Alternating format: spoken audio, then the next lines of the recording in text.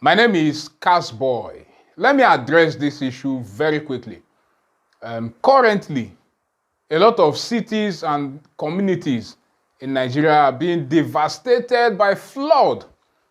And it's becoming so disheartening and heartbreaking, heart-wrenching, and heart-destabilizing to see the suffering that people have to go through because of these floods. It's crazy, honestly.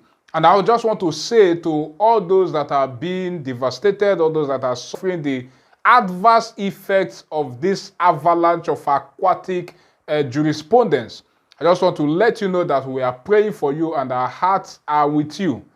It's a very trying moment, very trying time for you, and we really say that our hearts are with you. Just keep doing what you're doing. This one is nobody's fault. This is not about building on waterways or blocking gutter. No, this is a disaster and we have to treat it as such. The images are crazy from all over. Look at some of the images. Look at Kogi State, for instance. The buildings in the city, the capital city of Lokoja, and other cities and communities in Kogi State submerged in flood. See people's houses, people's properties, people's livelihoods, people's savings, people's financial aggrandizement being debilitated and disenfranchised by this monster of a disaster. Look at the Kogi State House of Assembly members complex, where the members of the House of Assembly live. Look at their lodge. All submerged in flood. It's quite disheartening. This is Anambra State. Look at communities in Anambra State. See people's houses submerged, people's communities, entire communities. Farmers, especially. Farmers now have to harvest their crops prematurely. It's not fair, honestly. And now the prices of foodstuff will reduce momentarily because farmers are rushing to harvest and sell off. But don't forget that in a little moment from now, it will jump up, it will skyrocket, and things will become very expensive, and the suffering will be very excruciating. We just have to keep praying. This is very, very heartbreaking. Look at this farm in Nasarawa State. Look at this image you are seeing is somebody's farm.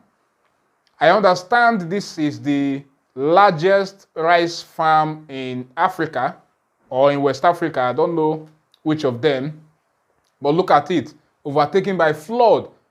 Flood water from the River Benue that overshot its bank. And look at somebody's farm, 10,000 hectares of rice farm. $20 million investment, just like that.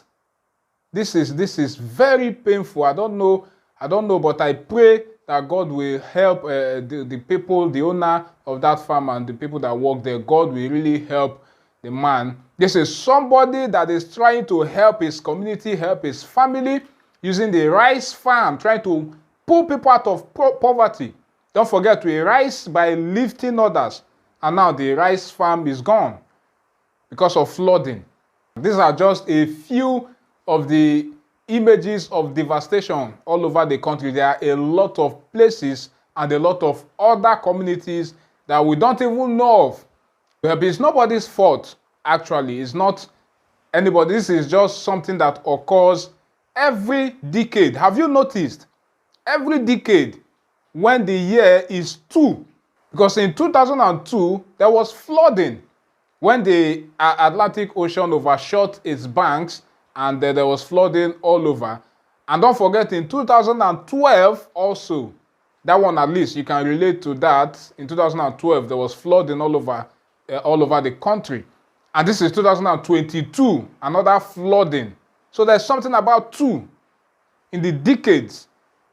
So let's learn from this and see if we can do something ahead of 2032 to mitigate this avalanche of aquatic quagmire that have devastated our environmental jurisprudence in a very, very infuriating anomaly of excruciating deplorability.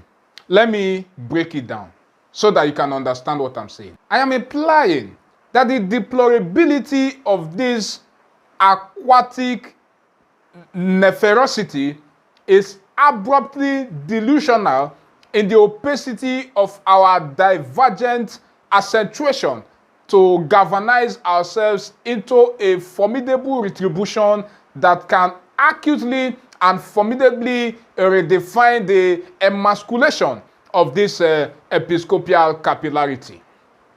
Do you understand me at all?